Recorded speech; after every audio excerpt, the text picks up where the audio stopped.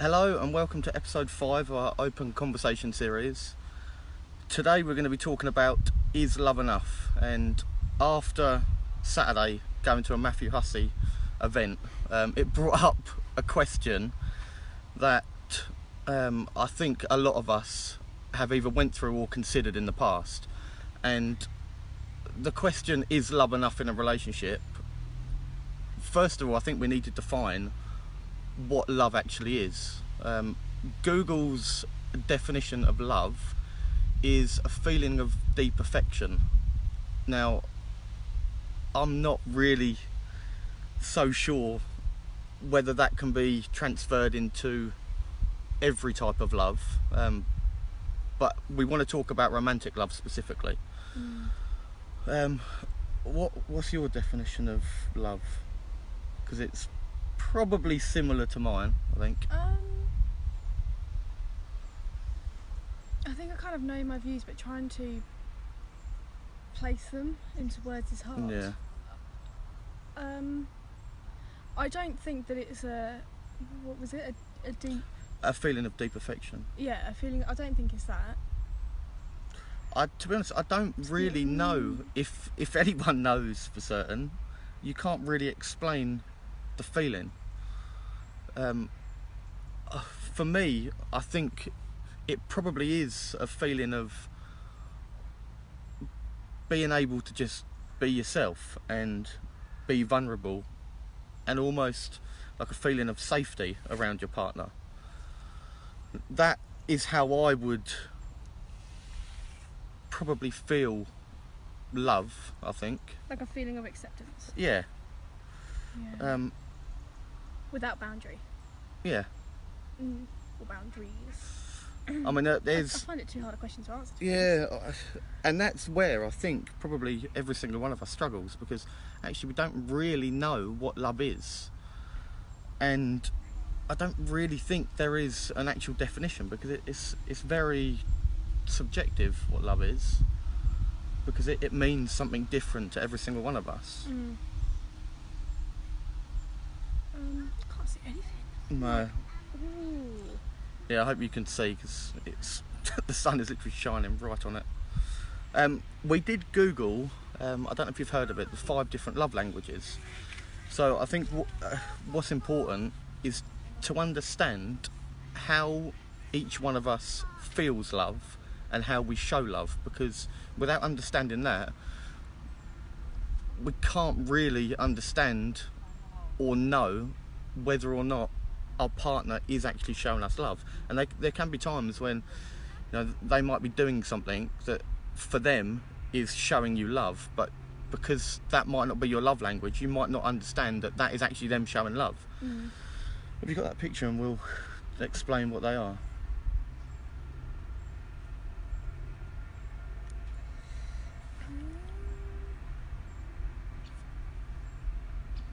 So I don't know if you've actually heard of these. It's fairly new to us, and we sort of discussed them yesterday. So words of affirmation is number 1, so basically complimenting your partner. Acts of service, so doing nice things, you know, cooking your partner a nice meal or something. Receiving gifts, obviously self-explanatory. Quality time, so spending quality time together. And physical touch. Now, we did discuss, and I think it's probably beneficial if we discuss again how we both show and feel love. Yeah. So I know for me, out of these, I feel love when I know that I'm spending quality time with you, and I show love through affection. I'm quite affectionate. What would you say yours is? What did we say it was yesterday? Because I was like kind of conflicted.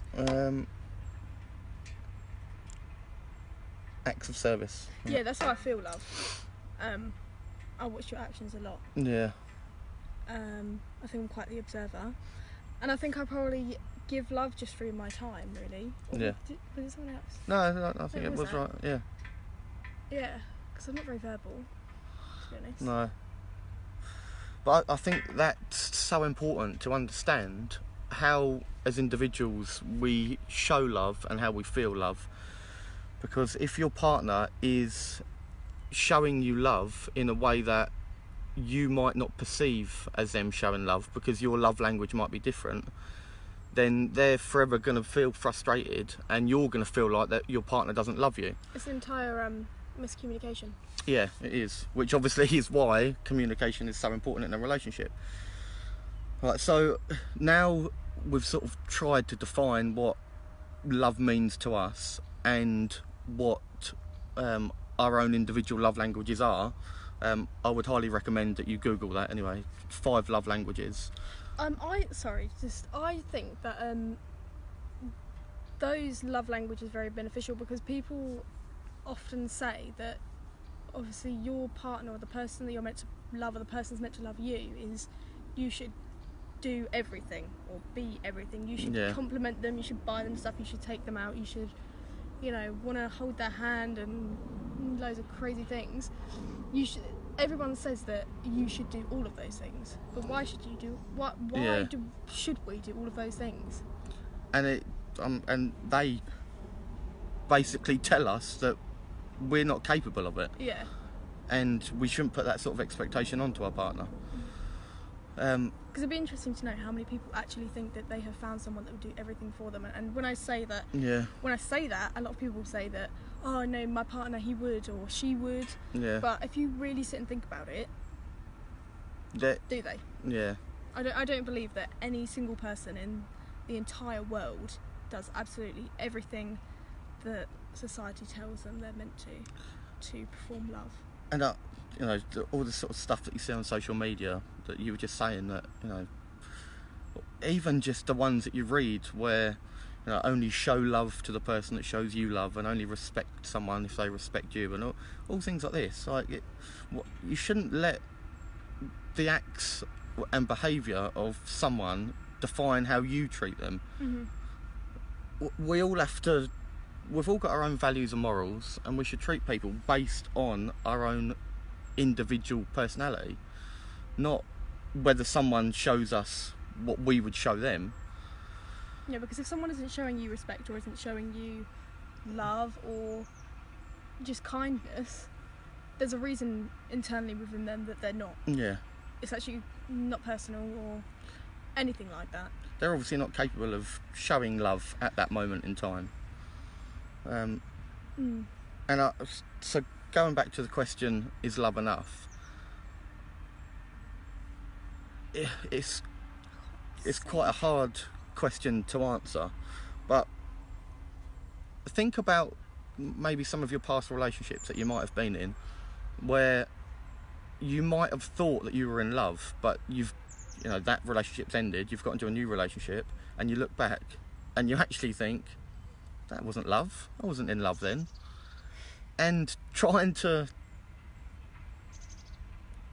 if you're going on gut instinct can almost tell you what you sort of want to believe, and then you can create a story around it that isn't actually true. And some of the time you might confuse love with infatuation. What? What do you think that'll make Matt? I was actually about to say that from the other day. Yeah. For instance, if you've been in a really toxic relationship and you love your partner, although people will say, how can you love someone that treats you like shit? That's not for them to say, but you love your partner and they're treating you terribly. Would you want to stay in that relationship just because of love? Now, I would personally say that the most loving thing that you can do is to leave, because I think a lot of love actually comes down to self-love, and if you don't have much self-love, then you're not really capable of loving someone else.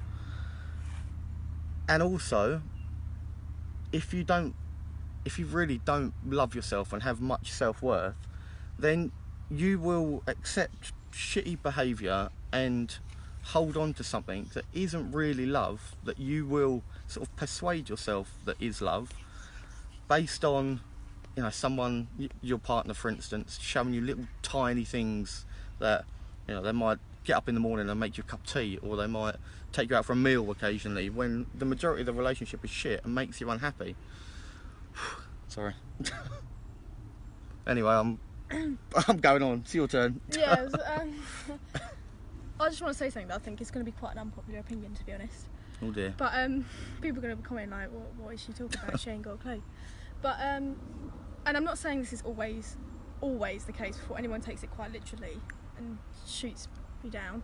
But I think one statement that really irritates me is when people say, "Oh, that person done that to you, they can't love you."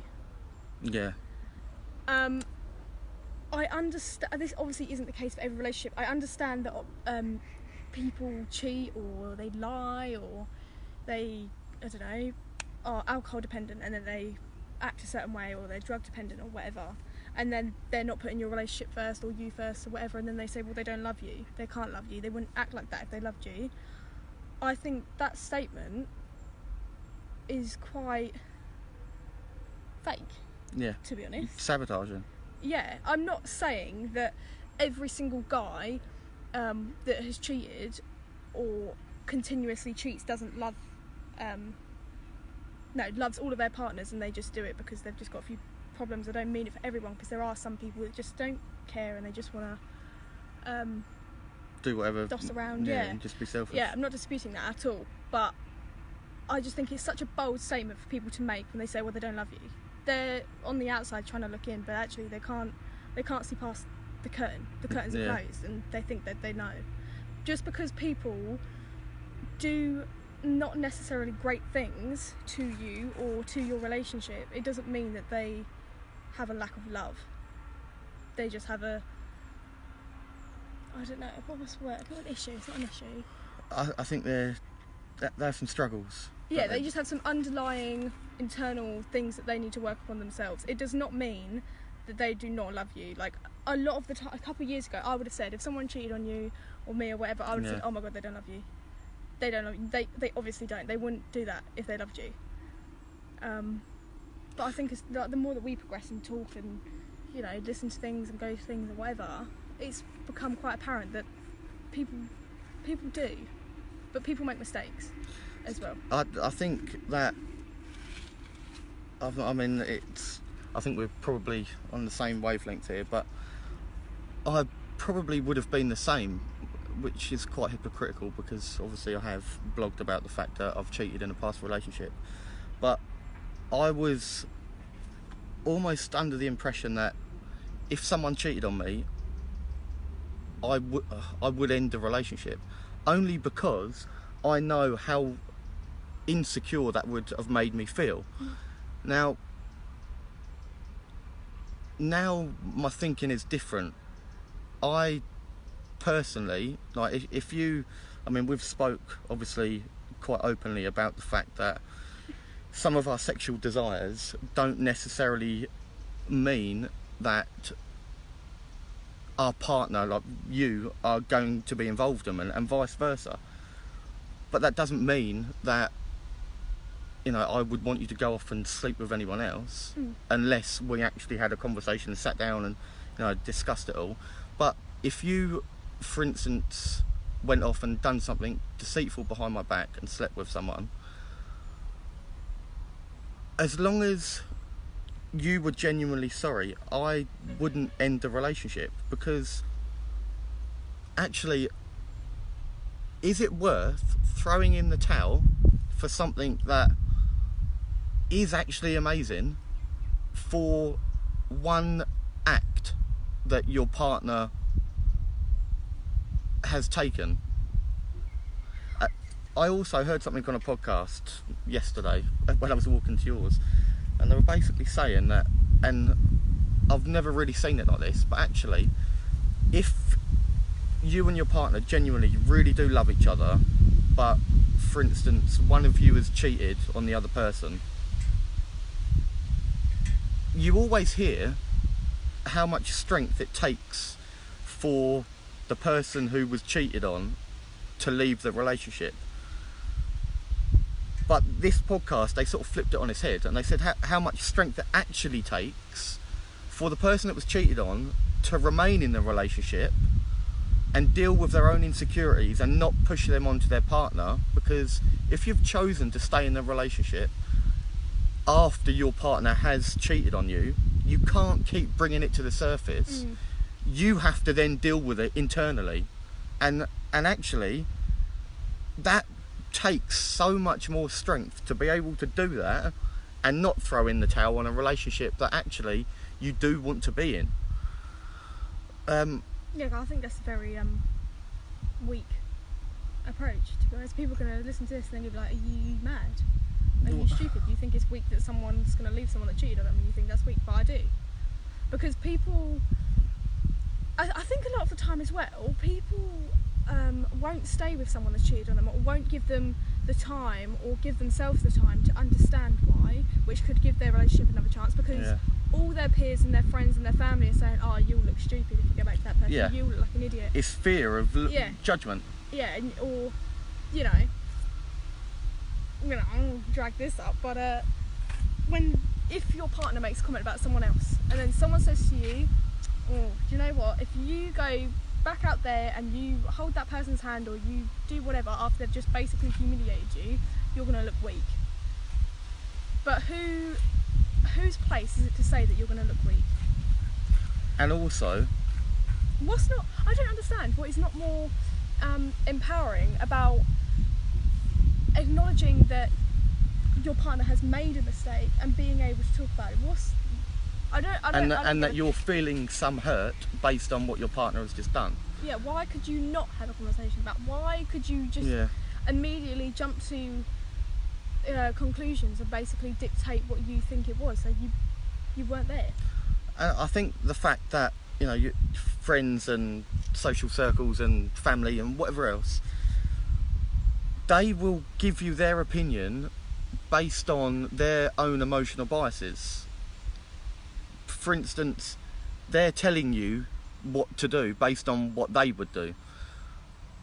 But actually, unless they're in that situation, they don't even know what they would do. So sometimes, although at times people might mean well by giving you certain advice, the only advice you should really listen to is yourself, because you're the one that's got to live your life. And if you genuinely would want to walk away from your partner and have no regrets and no feeling of, I wish I gave that another go, or I wish I gave them the chance to explain, or any sort of feelings like that, and you've walked away from something that is love, despite what you might read, that how can they love you based on what they just done or whatever, it's not really anyone's place to have an opinion on what you do. And I think that this whole thing is love enough. This is why it's so individual, because no one knows your relationship like you. And although people might tell you that your relationship is really toxic, unless you have the consciousness and awareness to be able to take a step back and look at your relationship objectively, then no one else's opinion really matters, because you're the one that has to live it. I think staying in a relationship that ultimately is making you unhappy obviously isn't the most beneficial thing that you should be doing for yourself.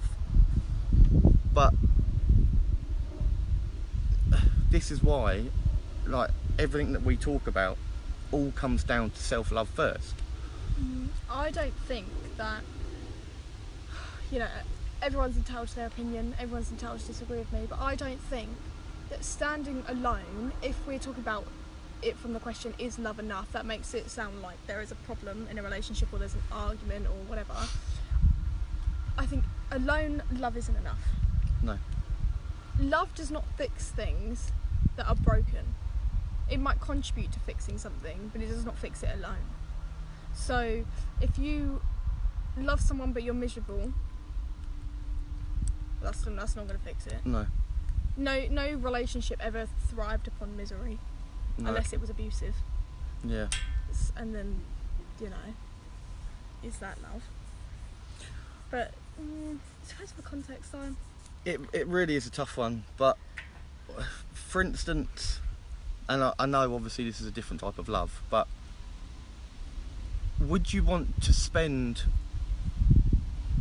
every single day in the company of someone, a friend for instance, that you can love? Obviously you can love your friends. Would you want to spend every minute of every day in the company of a friend that you love, but ultimately the behaviour that they engage in and their lifestyle isn't beneficial to you? Would you want to be around them? And how much time would you want to invest into that relationship? And really, we've got to look at romantic relationships the same as friendships, because in a romantic relationship, we're almost sort of, we allow ourselves to put up with so much more. For instance, if a friend treated you like shit, or done something to you that you really didn't like, then you would almost cut them out. Now, I'm not saying that's the right thing to do, but what I am saying is, in a romantic relationship, if someone is treating you like shit and the relationship is making you unhappy, you need to communicate. And I'm like we've just said, it doesn't mean that the relationship has to end, but you need to understand why they're acting the way that they are and whether or not the relationship can move forward, because a relationship should move you forward in your life. It should uplift you and it should help you grow. And if your relationship for a long period of time is making you feel stuck or is actually taking you backwards, then you have a decision to make. I think we also need to remember in a relationship, I think the difference between romantic relationships and friendships for maybe quite a lot of people is that we spend a lot more of our time and energy with our significant other than we do our friends. However, I think we should, like you just said, look at it from the standpoint of your relationship like your friendships, because friendships are built upon individuality, and so are relationships in the beginning. So why do we become so consumed by love in our romantic relationship that we then cause a loss of identity? Why do we do that? Because we don't do that in our friendships. Because when we disagree with something in our friendships, you speak it. Yeah. I mean, some people don't, but you do. You voice it, and then you're not friends with that person anymore because you don't agree with someone and they don't agree with something that you're saying, and that's fine. So why do we just, I don't know, sort of, it's like people get into a relationship and their identities are lost and you form one together, like you're just one person. Yeah. You're not. I think you end up forming a relationship social media, don't you? And creating everything around your relationship and branching off from that. For instance, if your partner wanted to used to do something before they were with you, I don't know, might be go play football like on a Sunday and spend all day in the pub with their mates, socialising and whatever else. Then you get in a relationship and then you say to your partner, I don't want you doing that. Well, that's not love. What? I know. That's like an ownership. Yeah. There's so many different things that we allow in a romantic relationship based on this theory of love. And one of the things that I've learnt recently is love should not make you feel caged. Love should be freeing, and it should give you peace and safety and warmth, and you should be able to be yourself and be vulnerable. If your relationship isn't giving you that, maybe this is harsh, but I don't think it's love. Do I think it is? People, whether people admit it or not, I mean, I think there are probably some people out there maybe rare, but people, a lot of the time, when they start seeing someone or when they get into a relationship, they're scared from the get-go. They're scared of losing that person from the get-go before they've even been together a week. They're scared about it. So a loss of identity is created because you want to be accepted. Yeah. You try and mould yourself into the other person, they're trying to do the same thing, and then you just moulded into something you both actually don't really recognise. Yeah. To be honest. That's really weird, because pretty much everything you just said is what I wrote today. But it's it's true though, isn't it? Yeah. I think I've lost it. I don't know what to talk about anymore.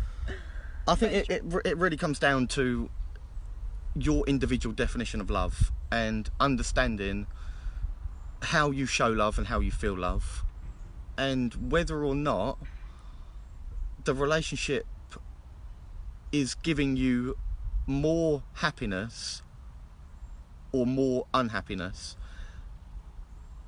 And we're not saying that a relationship should be happy 24/7, because that's not realistic.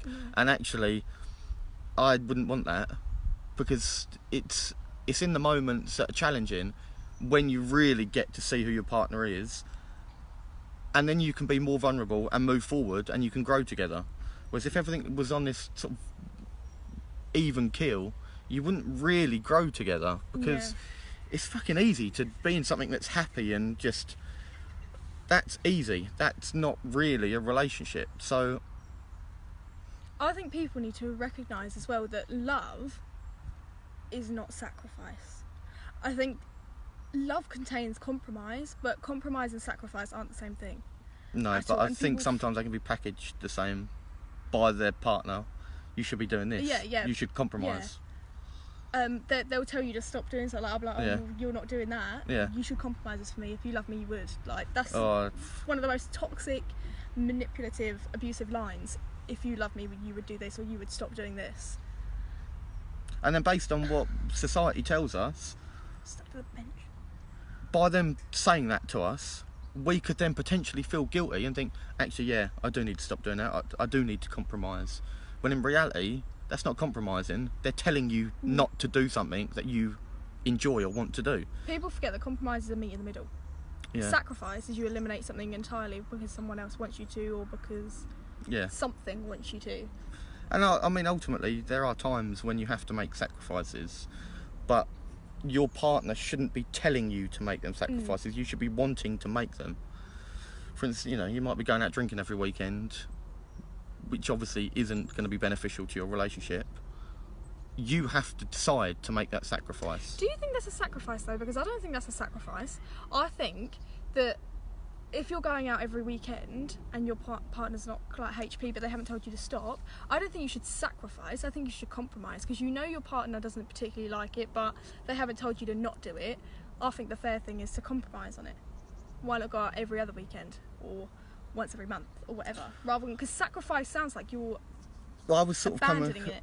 coming from the point of, if you going out drinking every weekend turns into, you acting in a certain way that isn't beneficial to your relationship, because then it's not really ideal, is it?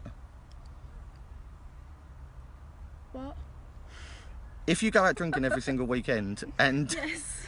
you turn into a bit of a knob that acts in a certain way that isn't beneficial to your relationship, then you should say that I'm going to stop drinking. I'm not saying that your partner should tell you to stop drinking. No, I know you're not. Yeah, I mean, I personally don't think that if it's making you a certain way or you're acting a certain way because of like one specific activity, I don't think that it should be, whether your partner's told you to or not, I don't think it should be completely abandoned. Eradicated. Yeah. I don't. I mean, if you want to, that's fine. Like, that's also fine. If you actively choose to, I personally don't think I would want to just take something completely out of the equation. If it was something I partially enjoyed doing, but I know I take it a bit too far sometimes, I think it needs to be managed. Yeah, well, that's like, rather than for both of us. just forget it. Obviously, it's I cannot not see. right at the start, but sort of early days when we were just, trying to sort of come out of these like really sort of toxic behaviour patterns that we were in to ourselves, because obviously we weren't in a relationship then, but to ourselves. And then we started spending more time together, and we decided for ourselves that we wanted to stop drinking for 6 weeks. In that time, that's when I feel like we really got to know each other. And then after that, we started drinking again, but it was from a completely different point of view. Yeah. We were drinking because actually we had fun and we had a laugh and we enjoyed having a drink. Yeah. Whereas before we were going out drinking. Just so we could meet up and then go Yeah. out together. Yeah. Really? Yeah, it was. What a waste of money. I know. Should just sent you a message. Free. So, the question is love enough? I'm gonna go with no. Yeah, I personally would say no. But obviously it depends on the individual, it depends on your definition of love, and it depends on whether or not the majority of the relationship is happy or unhappy. And they're the main things that you have to consider, I think. But ultimately I would probably say no. I think it's a contributing factor, but it's not the entire. No. You think that there's so many different aspects to a relationship, and love isn't the be all and end all, because like you said, you have to be compatible, you have to, you know, have some things in common that you actually enjoy speaking about or doing together. There has to be a decent level of intimacy. I don't just mean sexually, like spiritually, intellectually, like there's so many different aspects of a relationship that you have to consider, not just love. And you can't stay in a relationship that is making you unhappy because you've said that they love you. Yeah, because love actually isn't the foundation. Love's the reward. Yeah. The foundations are compatibility and so on and so forth. Well, actually, but love is the reward. It is, yeah. Ultimately. And it's not the construction, it's not the makeup, it's not the bricks. And actually, if you think about it, love